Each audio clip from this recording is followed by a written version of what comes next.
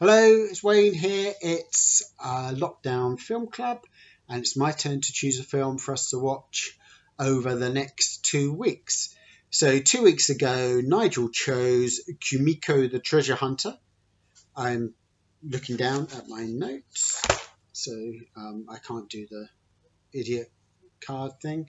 Kumiko the Treasure Hunter, about a woman who thinks that the story of the Coen brothers Fargo is a real story, as it says at the start, and goes off in search of the treasure. Not treasure, but the stolen money in Fargo, ransom money, um, whatever it is. I need to rewatch it, obviously, but she goes off in search of the money hidden at the end of Fargo. So I have chosen The Man Who Would Be King, John Huston's 1975 film, which is also about treasure hunting. I don't know if you can hear the click clack in there. That is my cat. His nails need clipping, but I don't know how to do it. So where was I? Man Who Would Be King. Yeah, John Huston, 1975 film about two British ex-soldiers setting colonial India, and it's two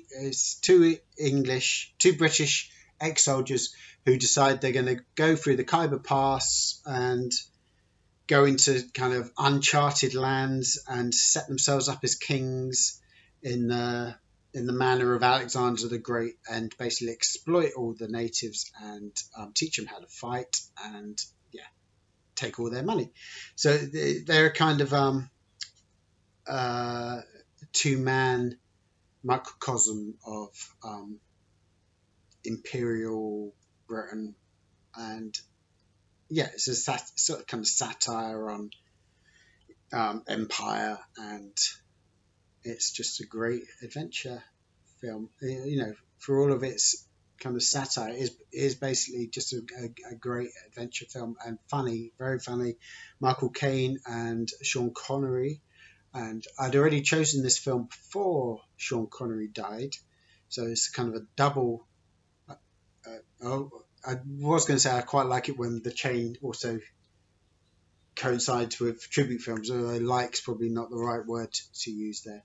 But it's by unhappy coincidence, the chain does coincide with a tribute screening in this instance.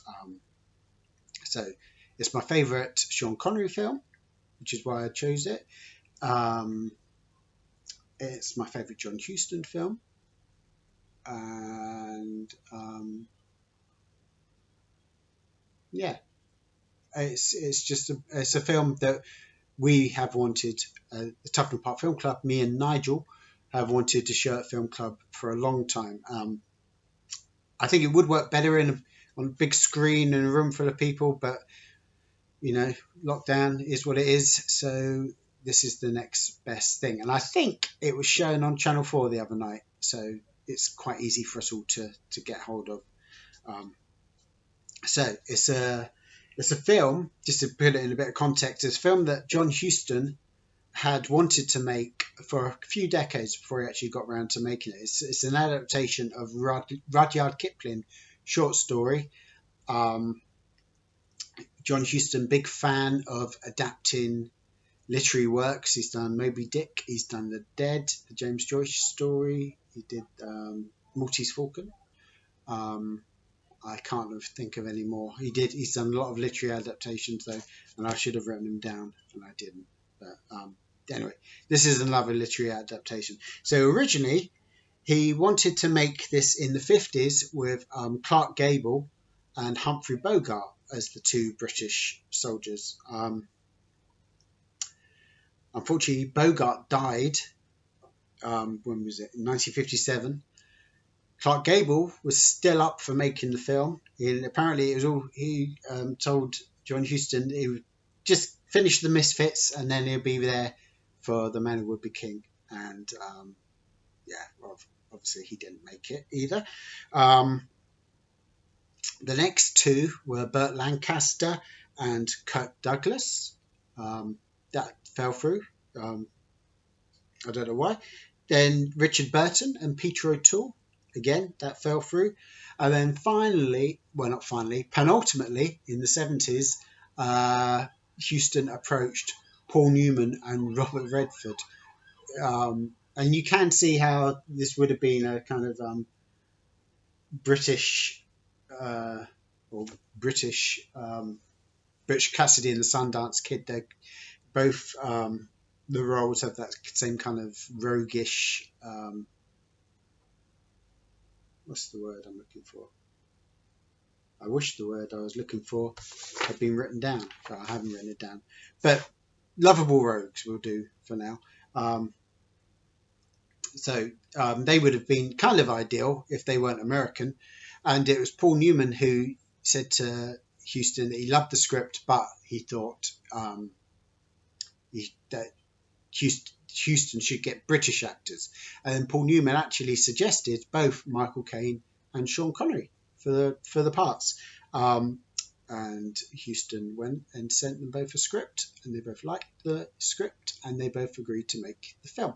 And that's how it is. It was. This is interesting. I have written this down. Caine was especially interested in making the film when he discovered that Humphrey Bogart had originally been slated for his part, because Michael Caine's a huge Humphrey Bogart fan and actually took the name Caine from the Caine Mutiny, which stars Humphrey Bogart. So that's quite interesting. I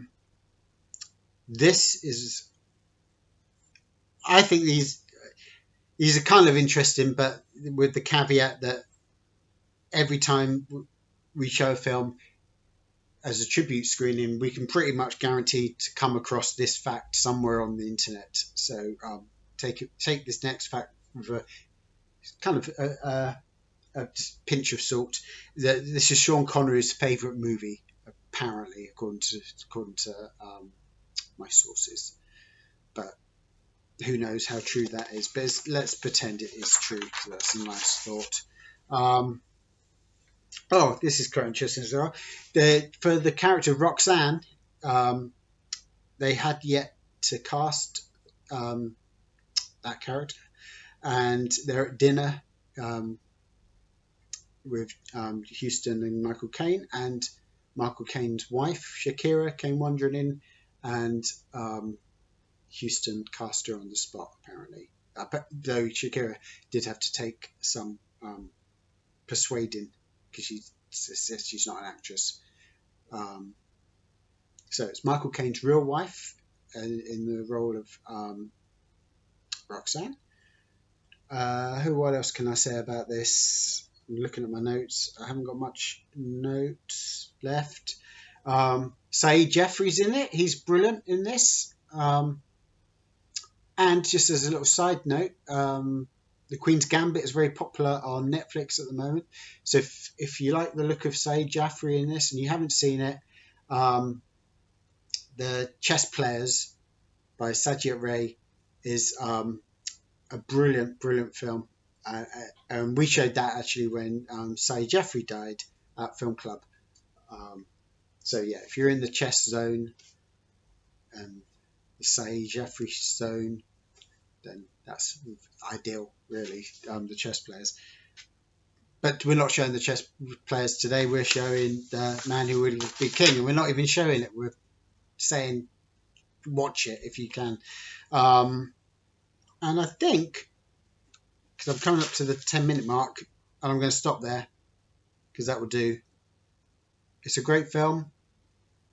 You do well. Hope you enjoy it. Cheerio.